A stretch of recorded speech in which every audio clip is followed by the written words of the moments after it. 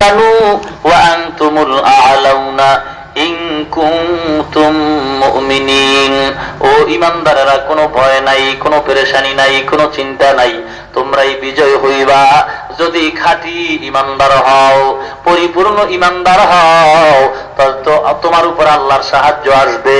বদরের প্রান্তরে 313 জন সাহাবী, 1000 কাফিরের মোকাবেলায় আল্লাহ বিজয়ের মালা পরায় দিলেন, ফেরেশতা দিয়া সাহায্য করলেন।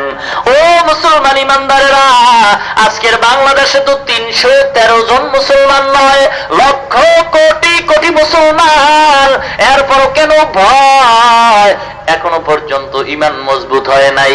আমি বলি, বাংলাদেশের ভিতরে এত লক্ষ কোটি মুসলমান আছে ঠিক, তবে বদরি সাহাবীর মতো 313 জন মুসলমান এখনো হয় নাই।